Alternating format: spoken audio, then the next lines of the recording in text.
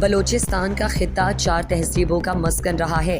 یہی وجہ ہے کہ یہاں کا ادب، ثقافت اور سماجی روایت کے علاوہ معاشرتی اقدار علاقائی خد و خال سے قدرے مختلف ہے. لسان و ادب یہ امتیاز اسے دوسرے صوبوں سے منفرد بناتا ہے. ان خیالات کا اظہار بلوچستان رائٹرز گلڈ برگ کے ادبی سمپوزیم میں اہل قلم نے اپنے خطاب میں کیا. سمپوزیم میں آغا گل ڈاکٹر عرفان احمد بیگ، سرور جاوید، ڈاکٹر راحت جبیر ودینی، پروفیسر صابر بولانوی، پروفیسر شفق نتکانی، شفقت آسمی، ڈاکٹر اکرم خاور اور شیخ فرید نے خطاب کیا. سمپوزیم میں ساکبہ گرلز کالج کی طالبات سے بھرپور حصہ لیا. سمپوزیم بارے ایک رپورٹ ملاحظہ فرمائیں. آج کی اس تقریب کے اہتمام کا مقصد یہ تھا کہ ہم اپنے کالج کی طالبات کو ادب کی اہمیت سے روشناس کرائیں.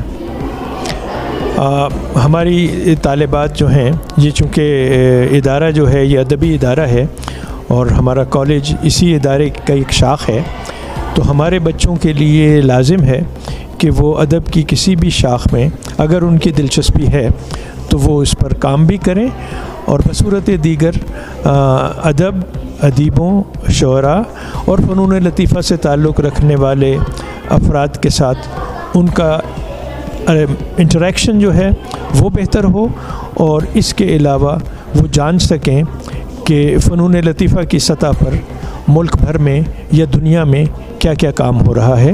یہ ہمارے طالبات کے لیے ایک اضافی کام ہے جو ہم ادب کے حوالے سے ان کے ذمہ لگاتے ہیں. آج ایک ادبی سمپوزیم تھا.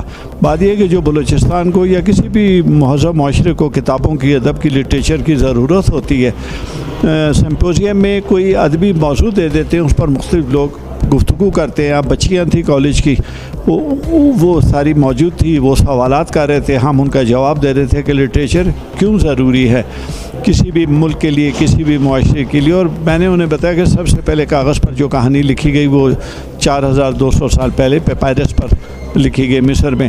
تو آپ جو کتابوں پر چونکہ ٹیکس ہے اور کاغذ پر ٹیکس ہے، پرنٹنگ پر ٹیکس ہے، ہم چاہتے ہیں گورنمنٹ اس میں ریبیٹ دے تاکہ ہمارے بچوں تک، کیونکہ کتابوں سے دانش پھیلتی ہے.